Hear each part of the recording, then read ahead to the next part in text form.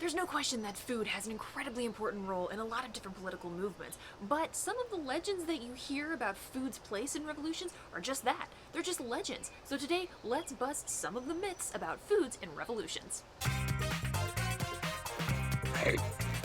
So let's start with probably the most common mistake. Let them eat cake. Ah, good old Marie Antoinette. She's such an easy target. People love to take shots at her because she was so flamboyant and grand and larger than life. You probably already know that she never said this, and yet it keeps coming back up. Some people also love to try to correct the statement by saying, oh no, it's not that she said to eat cake, it's that she said to eat brioche, as if that makes it better. She never said that either. Not only did this phrase not come from her, it originated long before she ever got to the French court. The oldest version came from 1660, where it was attributed to a Spanish princess who married King Louis XIV. Whether or not she actually said the original version, or whether or not it was just attributed to her in the same way that it's been attributed to Marie Antoinette, we don't really know. Other women who have been blamed for this phrase include a wide variety of French aristocrats, including 2 aunts of Louis XVI himself. Jean-Jacques Rousseau included a version of this quote in his story Confessions, written in the 1760s, and at the time of its publication, Marie Antoinette was just 10 years old and wasn't even living in France yet. Ultimately, it seems likely that this was just a phrase that was slapped on every single royal, particularly female royals, that the anarchists didn't like. Of course, if we're talking about any kind of revolution, one of the first foods that's going to come to mind for all Americans, and probably most Brits, is going to be tea. The Boston Tea Party happened on December 16th of 1773. Now, you all know the story. A bunch of colonists, enraged by the new Tea Act, decided to storm the ships who were bringing in tea and dump it all into the waters of the Boston Harbor. Now, recently, there's been a really weird movement where a lot of people, and even some historical sites, have started saying that the kind of tea that was thrown overboard during the Boston Tea Party was a kind called brick tea. This is completely untrue. Now, brick tea was certainly around at the time. It was very popular in China, where either ground or sometimes leaf tea was compressed down into a brick using a mold, frequently with really pretty decorative patterns on the top. It was commonly used for currency, for trade, or for tributes outside of China, and there were a few of these bricks that had made their way to England, but by and large they were seen as collector's items. They were oddities, not the norm. To use the bricks, you would chop them up or shave off little bits at a time, and then steep those chippings. The East India Company did not import large amounts of tea bricks to England, let alone to America. By far the most popular way for American colonists to have gotten their tea was just the standard loose leaf tea.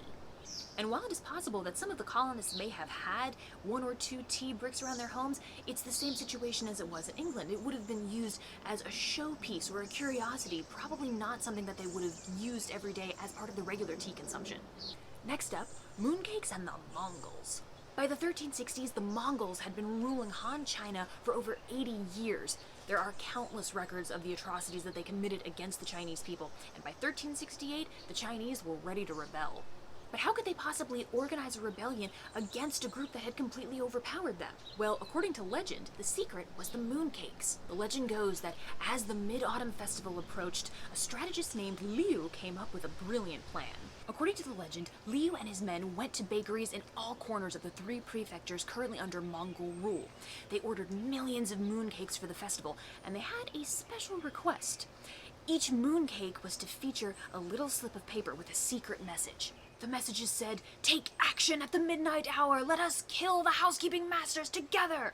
Or maybe it said, "Let us all kill the Mongols on New Year's Eve." Or maybe the message wasn't written on pieces of paper at all. Maybe the message was actually carved into the tops of the mooncakes, and they had to be arranged together like a puzzle so that each family could read it separately. Or maybe the message wasn't on the cakes or in the cakes, but was actually under the cake, so you had to pick them up and eat them and then see the message underneath. All of these are versions of the legend that have been passed around for hundreds of years, but sadly there's no evidence that any of them are true. Noted Chinese history scholar Hoklam Chan has said that it's completely ludicrous to believe any of the different versions of this story, however much we might want to. But even if there's no concrete evidence for the myth, it's still a nice story to tell. And speaking of concrete, that brings me to the next food and revolution myth, sugar in concrete. Now, over the past couple of years, you may have seen the myth that's going around the internet about putting sugar in concrete. The story goes that during the 1980s, a group of French anarchists wanted to protest the government's creation of several new maximum security prisons. How did they do this? Well, simple. They went out and got a couple of bags of sugar and tossed it into the cement mixer, and as everybody knows, sugar in the concrete means that it will never set, right? Well, almost. Sugar is actually a natural retardant of concrete, which means that when mixed in with the concrete, it will slow down the setting process. Lots of construction companies use this tactic to keep the concrete in a plastic or pliable state so they can continue to work with it longer. However, getting the ratios right is pretty tricky. Even a change in the ratio of sugar to concrete of just 1% can make a big difference, not just in setting time, but in something called compressive strength. Compressive strength basically means that when the concrete does set, it will be harder and firmer and be able to hold stronger loads. For example, a 0.05% sugar to concrete ratio will slow the setting process by about 4 hours, but it will increase the compressive strength by about 8%.